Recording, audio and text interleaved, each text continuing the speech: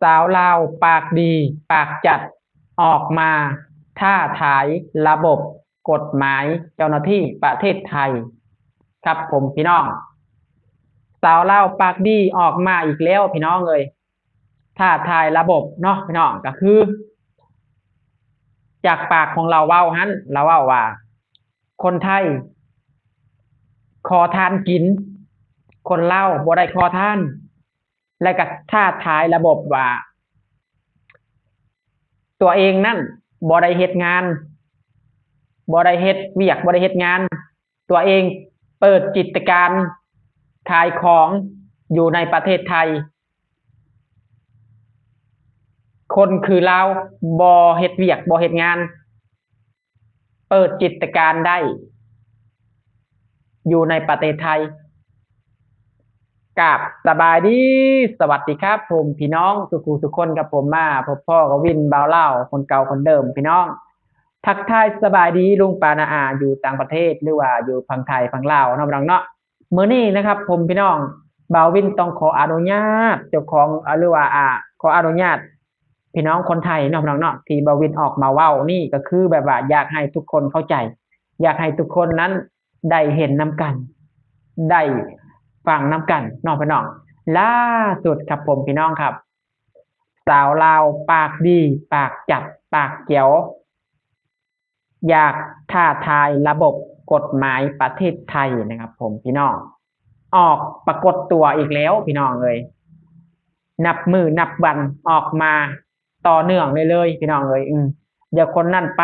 คนนี้มาจักมันออกมาแต่ไซคนกลุ่มนี้นะพี่น้องอันนี้เบาวินก็เป็นคนลาวนั่นแหละแต่ว่าเบาวินออกมาเว้านี่คือแบบว่าอยากอธิบายให้ผมแม่พี่น้องนั้นได้เข้าใจเป็นยังเบาวินต้องออกมาเว้าก็คือแบบว่าสาวลาวคนนี้ถือว่าบ่ธรรมดาเนาะเฮาพังลักษณะการเว้ากันจาของเรานั้นถือว่าโหดถือว่าเหี้ยมถือว่าจริงๆเป็นไปได้นะบ่ควรมาประเทศไทยโดยซ้ำคนแบบนี้นะเคยใช้เงินไทยเคยจับเงินบาทเคยกินของคนไทยเคยกินข้าวคนไทยเคยนุ่งเสื้อผ้าประเทศไทยคนไทยกินน้ำกินท่าของคนไทยอยู่ๆก็มาดูถูกประเทศไทยบินพม่าศพี่น้องคนไทยนะครับผมพี่น้องจากปากสาวลาวคนนี้ไม่ธรรมดานะครับผมพี่น้องบอกว่าคนไทยขอทานกินนะครับผมจากปากเอื้อยคนนี้เนาะที่บาวินออกมาเว้านี่ก็คือแบบว่าจากปากคนนี้เว้าให้พี่น้องคนไทยว่าขอทานกินพี่น้องเลยแมนหรือบ่แมนพี่น้องตกลงไพ่กันแน่ขอทานตกลงไพ่กันแน่แย่งอาชีพเพิ่นมาพึ่งพาใส่เพิ่นอยู่พี่น้องลองคิดเบิ่งดูพี่น้องไพ่กันแน่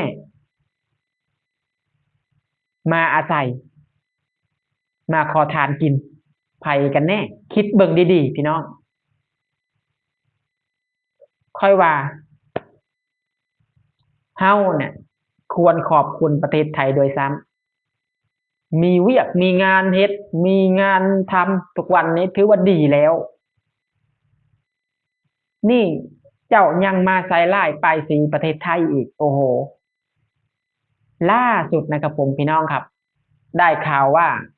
โดนจับเป็นทีเรียบร้อยแล้วนะครับผมพี่น้องตอนนี้ก็ไม่รู้ว่าได้กลับบ้านได้กลับประเทศลาวหรือยังหรือว่านอนอยู่ในห้องขังตอนนี้ก็ยังโมโหเนาะพี่น้องก็คือแบบบ่มีไผฮู้ข่าวเลยตอนนี้เนาะน่าจะนอนในคุกนั่นแหละพี่น้องโดนจับแล้วล่ะเตรียมส่งกลับบ้านเท่านั้นแหละเพิ่มแบนลิสต์บ่ให้มาประเทศไทยโดยซ้ำอีหลีคนแบบนี้นะพี่น้องครับเบาวินเว้าได้เลยครับบ่ควรมาเหยียบประเทศไทยโดยซ้ำคนแบบนี้คนเขาเอิ้นว่าคนมึนคนดื้อเข้าใจบ่คนบ่มีบุญคุณกับคนน่ะเข้าใจบ่คิดว่าตัวเองเนี่ยสูงส่งคิดว่าตัวเองเนี่ยดีเด่นเข้าใจบ่คิดว่าตัวเองนี่เก่งกล้าคิดว่าตัวเองเนี่ยมีปัญญาหาเงินแท้จริงแล้วคนนี้น่ะเปิดกิจการเปิดร้านขายของหรือว่าเปิดขายของอย่างบางอย่างอยู่หน้าโรงพยาบาลอย่างบางอย่างนี่แหละอยู่ในประเทศไทยน้องพี่น้องนี่ล่ะบาวินถึงออกมาบอกว่าถ้าเจ้า คิดให้ดีถ้าเจ้าอยากเว้าหยังเจ้าอย่ามาลองระบบกฎหมายประเทศไทยแล้วอย่างแรกเลยเนาะสิ่งที่เจ้าเว้าออกมาว่าขอทานคนไทยขอทานเนี่ยอันนี้เป็นสิ่งที่แบบโอ้โหพี่น้องเอ้ยพี่น้องชาวไทยรับบ่ได้แท้ๆอีหลีขนาดบาวินเองฟังแล้วก็รู้สึกเจ็บปวดจริงๆนะครับคำว่าขอทานนี่โอ้โหมันแบบว่าแรงเกินไปนะครับผมจากสาวลาวคนนี้พูดไว้ คนอย่างเขานั้นไม่ได้ทำงาน เขาเปิดกิจการอยู่ประเทศไทยเขาก็ได้กินแล้วจากปากของเขาเองนะครับผมพี่น้องอันนี้พี่น้องเห็นคลิปแล้วพี่น้องคนไทยเห็นคลิปแล้วเนาะพี่น้องคนไทยสิตัดสินใจจังใดก็แล้วแต่เพิ่นเนาะทางเนาะแต่มือในบาวินก็มีแต่ออกมาเว้าออกมานำเสนอซื่อๆสำหรับส่วนตัวบาวินเนาะก็คือแบบว่าอยู่กลางๆไปพี่น้องเอ้ยเนาะพี่น้องก็คือแบบว่าจริงๆแล้วบาวินก็ฮู้ละว่าบ่ควรเว้าออกมาสิ่งนี้น่ะบ่ควรดูถูกประเทศไทยเจ้าควรขอบคุณประเทศไทยด้วยซ้ำที่เมตตาเฮ็ดให้เจ้าอ้าปากมื่นตาได้เลี้ยงปากเลี้ยงท้องได้ทุกมื้อนี้ก็สิบอกเจ้าเด้อเด้อเจ้าสิเว้าหยังเจ้าคิดดีๆเจ้าศึกษามาก่อนเนาะพี่น้องเนาะก็คือแบบข้อยสิเว้าให้ฟังเนาะเงินเงินแต่ละบาทแต่ละใบเฮามาจากเฮาได้ใช้เงินบาทเงินไทยหมดพี่น้องเอ้ยเฮาบ่ได้ใช้นะเงินเวียดเงินจีนแต่ข้อยใหญ่มาข้อยบ่เคยใช้เงินเวียดเงินจีนนะข้อยใช้แต่เงินบาทเงินบาทกับเงินลาวเท่านั้นที่เลี้ยงข้อยได้ข้อยบ่เคยใช้เงินประเทศอื่นอันนี้ข้อยเว้าจากใจข้อยแท้ๆมีคนมาดูถูกประเทศไทยข้อยก็รู้สึกว่าบ่พอใจปานใดพี่น้องเพราะว่าเฮาหลายๆคนมาทำมาหากินในประเทศเพิ่นเมืองเพิ่นเฮาควรเว้าออกจากปากบ่แบบนี้น่ะเรื่องแบบนี้หันนะสิ่งนี้อะสิ่งเจ้าควรคิดออกมาจากสมองเจ้าบ่สิ่งที่มันแบบสังคมเขารับบ่ได้เข้าใจบ่เจ้าเว้านะมันเกินไปแล้วมันโหดเกินไปแล้วเจ้าท้าทายระบบเกินไปแล้วเจ้าฮู้บ่เจ้าแย่งอาชีพพี่น้องคนไทยอยู่นะที่เจ้าว่าเปิดกิจการน่ะอยู่ในประเทศไทยน่ะเจ้าเปิดขายของเปิดร้านนั้นยังก็ยาแล้วเจ้าแย่งอาชีพเพิ่นคนไทยบ่อนุญาตให้คนต่างด้าวหรือว่าคนแรงงานมาในประเทศไทยเนี่ยมาขายของได้เข้าใจบ่เพิ่นอนุญาตให้แค่เฉพาะพี่น้องคนไทยขายของได้คนต่างด้าวเป็นแค่ลูกน้องเป็นแค่ลูกจ้างเข้าใจไหมครับเขาบ่ได้ให้เจ้ามาเปิดกิจการอันนี้เตือนเจ้าเนาะก็คือแบบว่าบอกโดยความหวังดีเนาะก็คือแบบพี่น้องครับถ้าหากพี่น้องคนไทยเห็นคลิปนี้แล้วเนาะบ่าววินพูดอะไรผิดบ่าววินต้องกราบขอโทษพี่น้องหลายๆคนเด้อครับที่พูดอะไรลงไปก็คือแบบว่าผมน่ะรับไม่ได้กับสิ่งที่พี่สาวคนนี้พูดไว้กับสาวคนลาวสาวลาวคนนี้พูดไว้ในคลิปนะครับบอกว่าคนไทยขอทานผมก็เลยแบบเฮ้ยมันแรงเกินไปควรพูดไหมควรคิดออกจากสมองไหมทุกวันทุกมื้อพวกผมก็ยังพึ่งพาอาศัยประเทศไทยทำมาหากินอยู่อยู่ๆก็มีคนลาวมาพูดแบบนี้ผมก็รู้สึกแบบว่ามันไม่สบายใจมากๆครับพี่ขอโทษจริงๆนะครับที่ออกมาพูดก็คือแบบว่าในใจก็แบบว่าอยากเตือนสติเขาพูดอะไรมันไม่ควรพูดด้วยซ้ำมื่นตาอาปากได้ก็เพราะประเทศไทยพี่น้องเอ้ยทุกมือนี่ถ้าบ่มีประเทศไทยนะพี่น้องนะชีวิตเฮาจักสิเป็นจังใดพี่น้องเอ้ยแต่เบาวินใหญ่ขึ้นมานี่ก็ได้แต่ประเทศไทยนี่ละที่ช่วยเหลือเฮาได้อีหลีพี่น้อง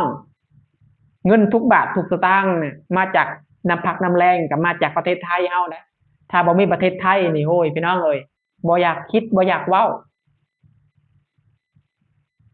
บ่ตายก็รอดละไปบ่รอดก็ตายอีหลีถ้าบ่มีประเทศไทยนะนี่เฮาควรขอบคุณประเทศไทยโดยซ้ำที่มีเวียกมีงานให้เฮาเฮ็ดฟังเอาเด้อพี่น้องเด้อมองใดเพิ่นช่วยเหลือเฮามองใดเพิ่นให้มองพักอาศัยเฮามองใดเพิ่นอันหักแพงเฮาควรเฮ็ดเอาเฮาบ่ควรเลียนแบบเอื้อยคนนี้ อย่าเอาไปเรียนแบบเด็ดขาดกับคนแบบนี้ มันบ่เหมาะมันบ่ดี นี่แหละ ปากดีปากเกี่ยวสุดท้ายก็โดนจับเนาะพี่น้องทุกคนครับผมพี่น้องก็คือคลิปนี้บาวินกับบอยากบอกยังไลน์นะครับผมพี่น้องก็คือแบบอยากให้พี่น้องเนี่ยตัดสินใจเอาเองแหละกับพี่น้องคิดเห็นยังไงก็คอมเมนต์เข้ามาเนาะหรือว่าแต่ละท่านแต่ละคนออกความคิดเห็นยังไงเนาะก็คุยกันที่คอมเมนต์นะพี่น้องเนาะคลิปนี้ผมก็ขอฝากพี่ฝากน้องพี่ๆหลายๆคนเนาะกดไลค์กดแชร์กดติดตามกดกระดิ่งเป็นการแจ้งเตือนส่องวินวาวลาวได้ทำคลิปให้พ่อแม่พี่น้องได้เห็นอีกคือเก่าถูกเต่าถูกแรงน้องๆเนาะสำหรับคลิปมือนี้บาวินก็ขอทักทายสบายดีสวัสดีค่ะพี่ๆน้องๆชาวทิกตอกทุกคนนะคะนุชเองค่ะที่มีประเด็นเกี่ยวกับคลิป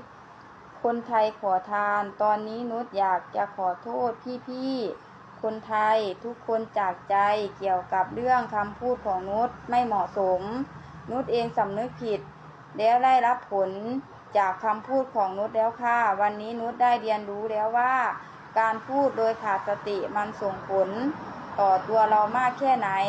นุชกราบขอโทษพี่ๆคนไทยทุกคนด้วยนะคะต่อไปนี้นุชจะไม่ให้เหตุการณ์แบบนี้เกิดขึ้นอีกค่ะกราบขอโทษจากใจจริงๆนะคะ